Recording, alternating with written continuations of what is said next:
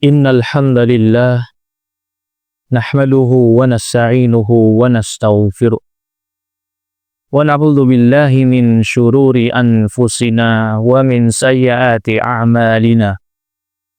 Man yahdihillahu fala mudhillalah wa man yudlil fala hadiyalah.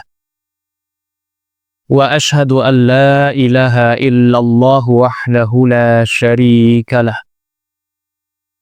Wa ashhadu anna Muhammadan abduhu wa rasuluhu alladzi la nabiyya wa la rasula ba'dah. Allahumma salli ala Muhammadin wa ala alihi wa ashabihi ajma'in wa man tabi'ahum bi ihsanin illa yaumil dini wa sallama tasliman katsira. Ya ayyuhalladzina amanu taqullaha haqqa tuqatih wa la tamutunna illa wa antum muslimun. Amma ba'du, fa inna asdaqal hadithi kitabullah wa khairal hadi hadi Muhammadin sallallahu alaihi wa ala alihi wa sallam wa syarral umuri muhdatsatuha fa inna kulla muhdatsatin bid'ah wa kulla bid'atin dhalalah wa kulla dhalalatin finnar. Ma'asyiral muslimin, sidang Jumat yang berbahagia.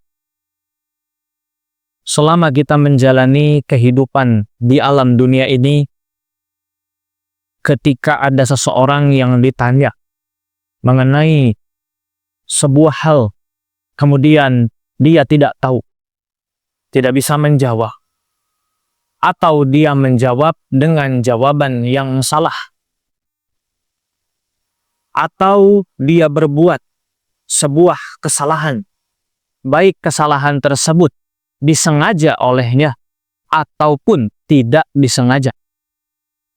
Di dunia ini, orang yang seperti itu masih tetap bisa saja mendapatkan kemungkinan untuk dimaklumi kesalahannya, kekeliruannya oleh orang lain. Tapi maklum ini tidak akan berlaku sama sekali di akhirat kelak. Bahkan sejak manusia berada di alam kubur, kemudian malaikat Munkar dan Nakir akan datang dan bertanya mengenai 3 perkara. Kemudian orang tersebut tidak bisa menjawabnya, maka tidak ada lagi maklum untuknya. Dia sangat-sangat layak untuk mendapatkan siksa kubur yang sangat teramat pedih. Nabi Muhammad sallallahu alaihi wa ala alihi wasallam pernah bersabda menceritakan bagaimana kondisi orang yang nanti di alam kubur. Dia tidak bisa menjawab pertanyaan yang diajukan oleh malaikat Munkar dan Nakir.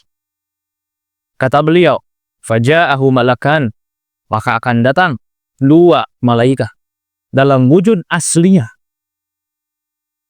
Tubuhnya hitam legam, hanya terlihat matanya saja bercahaya berwarna biru. Itulah kondisi malaikat yang akan mendatangi orang kafir dan juga orang-orang beriman tapi banyak dosanya, atau orang fajir. Kemudian malaikat akan bertanya kepadanya beberapa pertanyaan. Salah satunya adalah, man hadzal rajul allazi bu'itsa fiikum. Pertanyaan terakhir adalah, siapakah laki-laki ini yang diutus kepada kalian? Maka maksudnya adalah Nabi Muhammad sallallahu alaihi wasallam. Maka orang tersebut akan menjawab, la adri. Saya tidak tahu. Itu artinya seperti ini. Dia berpikir keras, tapi ternyata meskipun di dunia dia sudah tahu contekannya, karena pertanyaannya pendek, jawabannya pun pendek. Kita semua, bahkan orang kafir pun pasti tahu 3 pertanyaan ini. Tapi ternyata nanti di akhirat yang menjawab bukan logika, tapi yang menjawab adalah iman kita yang sudah tertanam semenjak di dunia ini. Maka Allah Subhanahu wa ta'ala akan berseru kepada malaikat tersebut, himpitlah kuburannya, berikanlah dia baju dari api, dan hamparkanlah dia karpet dari api sebagai alas tidurnya. Bahkan dalam riwayat yang lain, orang yang tidak bisa menjawab pertanyaan kubur, kata Nabi Shallallahu Alaihi Wasallam, fayudrabu binitraqatin min hadid, maka dia akan dipukul dengan palu godam yang sangat besar terbuat dari besi, sehingga dia berteriak fayasihu fayasma'uhu man fil ardi illa tsaqalain. Yang mana teriakannya itu akibat dipukulkan palu godam yang sangat besar itu kepada kepalanya, baik wajahnya atau belakang kepalanya, sampai hancur lebur, sehingga dia berteriak. Teriakannya dapat didengar oleh seluruh binatang, hewan yang ada di sekitar makamnya tersebut, kecuali tidak bisa didengar oleh manusia dan jin. Ini adalah siksa kubur yang sangat pedih bagi orang yang tidak bisa menjawab, tidak lulus dari pertanyaan kubur. Kemudian tubuhnya akan kembali sehat, dan kemudian malaikat akan memukulnya kembali sampai hancur. Terus kondisinya akan seperti itu sampai Allah Subhanahu wa Ta'ala membangkitkan kita semua dari alam kubur. Ma'asyiral muslimin, sidang Jumat rahimani wa rahimakumullah. Iman hanya bisa dipupuk oleh ilmu. Iman hanya bisa dikuatkan oleh belajar ilmu agama. Dan salah satu ilmu yang paling penting yang harus diketahui oleh setiap muslim dan harus dipelajari pertama kali sebelum belajar ilmu-ilmu agama yang lainnya adalah ilmu tauhid. Ilmu mengenai bagaimana caranya mengesahkan Allah Subhanahu wa Ta'ala dalam ibadah, dan juga menjauhi berbagai macam perbuatan-perbuatan syirik yang banyak sekali jenisnya, yang mana perbuatan syirik tersebut bisa saja menghapus amal kesolihan kita dan juga bisa merusak tauhid kita kepada Allah Subhanahu wa Ta'ala. Salah seorang ulama abad ke-19, Syekh Hafiz Al-Hakami rahimahullah, mengatakan, awal wajibin 'alal 'abidi ma'rifatur rahmani bit-tauhid. Kewajiban pertama bagi seorang hamba adalah mengenal Ar-Rahman, mengenal Allah, mempelajari bagaimana caranya bertauhid kepada Allah dengan benar. Ma'asyiral muslimin, sidang Jumat rahimani wa rahimakumullah. Setelah kita tahu bahwa setiap hamba memiliki kewajiban pertama, yaitu mengenal bagaimana caranya bertauhid kepada Allah, maka tauhid ini pun harus terus-menerus kita jaga sampai ajal kita menjemput kita masing-masing.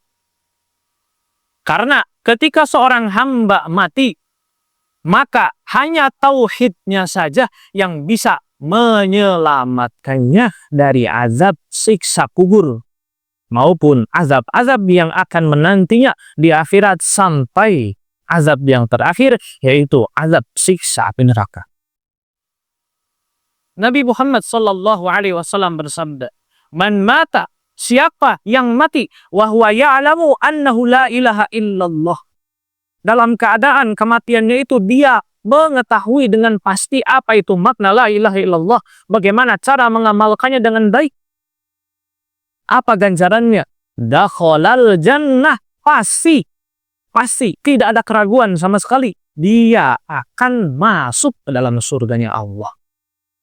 Meskipun dia membawa dosa-dosa besar-besarnya yang lain, selama tauhidnya tertancap dengan kuat di dalam hatinya, selama dia tidak pernah menyentuh sedikit pun dosa-dosa syirik, maka dosa-dosa lainnya mungkin saja Allah ampuni dan Allah hapus sehingga dia layak masuk ke dalam surga. Dalam sebuah hadis yang terkenal yang disebut dengan hadis bitaqah atau hadis kartu, di mana nanti disebutkan ada orang yang dia itu mati dalam keadaan membawa 100 kartu. 99 kartu diantaranya adalah kartu yang berisi dosa-dosa besarnya selama di dunia. Dan hanya satu saja kartu yang dia bawa berisi amal kebaikan. Ketika ditimbang, 99 kartu keburukannya disimpan terlebih dahulu di salah satu sisi timbangan di akhirat nanti. Maka ketika dia melihat timbangan tersebut sudah hampir menyentuh ke dasar tanah, maka dia sudah pasrah. Karena dia seyakin-yakinnya dirinya akan celaka masuk ke dalam neraka.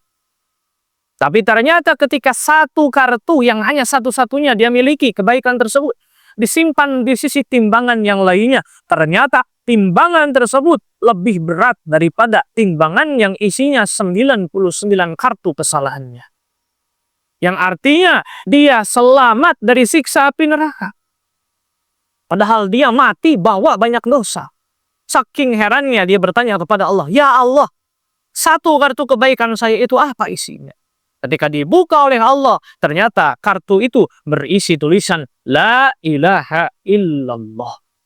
Berisi kalimat tauhid yang selama hidup terus menancap di dalam hatinya sampai dia bawa mati ke persidangan Allah Subhanahu wa taala, dan akhirnya Allah mengampuni seluruh dosa besarnya dan Allah pun memasukkan ke dalam surganya.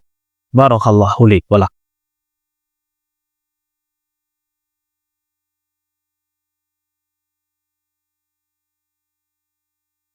Alhamdulillahi Rabbil Alamin.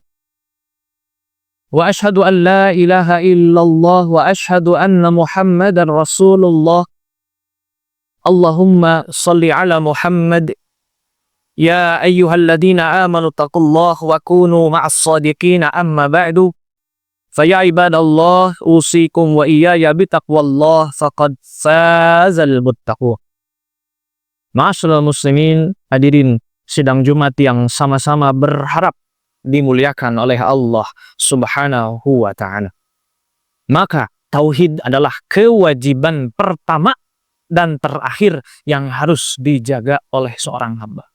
Hanya tauhidlah yang bisa menyelamatkan seseorang baik di dunia, apalagi nanti di akhirat pun. Maka penting bagi setiap muslim untuk belajar bagaimana caranya mentauhidkan Allah dengan benar seumur hidupnya. Jangan sampai belajar hanya setengah-setengah saja. Karena ditakutkan ada perbuatan-perbuatan syirik yang dia tidak ketahui bahwa perbuatan itu adalah syirik. Disangkanya bukan. Dan syirik ketika diamalkan dalam keadaan tidak tahu sama sekali, maka tetap dihitung sebagai dosa oleh Allah Subhanahu wa ta'ala, berbeda dengan dosa-dosa besar lainnya.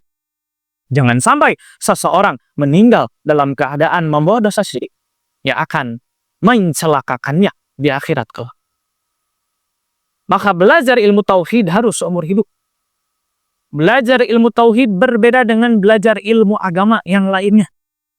Bisa jadi seseorang belajar bagaimana tata cara melaksanakan sholat hanya 1 kali, 2 kali, 3 kali, kemudian dia sudah paham betul bagaimana caranya sholat, hanya tinggal mengamalkannya saja sampai mati. Begitupun dengan tata cara ibadah yang lainnya, tapi tidak dengan tauhid. Tauhid harus diulang-ulang seumur hidup. Ketika seorang hamba sudah khatam belajar kitab tauhid 3 kali, 5 kali, tapi bisa saja dalam pengamalannya karena tauhid itu isinya adalah amalan hati. Bisa saja hatinya tergelincir, kemudian dia melakukan perbuatan syirik tanpa dia sadari. Maka sekali lagi, pentingnya kita belajar tauhid dari sejak kita kecil sampai kita menjelang usia senja kita, bahkan sampai ajal kita menjemput kita masing-masing. Ma'asyiral muslimin rahimani wa rahimakumullah.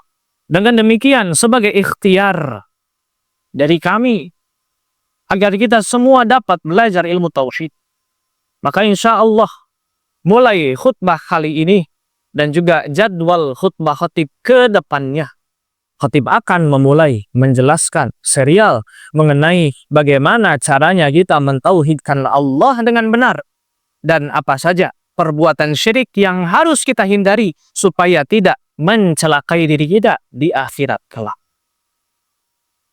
Semoga Allah Subhanahu wa ta'ala memberikan kemudahan bagi kita untuk mempelajari dan mengamalkan tauhid ini dengan benar.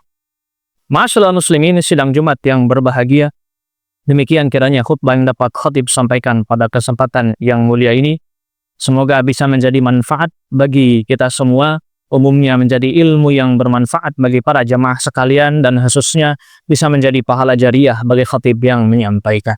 Allahumma inna nas'aluka bi anna lakal hamda la ilaha illa antal mannan badi'us samawati wal ard ya dzal jalali wal ikram ya hayyu ya qayyum.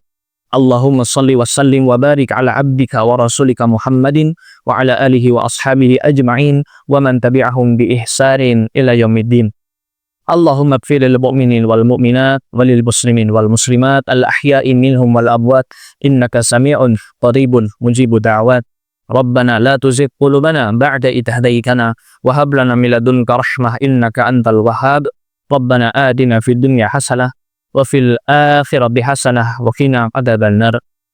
Subhana rabbika rabbil izzati amma yasifun wa salamun alal mursalin walhamdulillahi rabbil alamin. Aqulu qouli hadza wa astaghfirullaha li wa lakum. Aqimus shalah.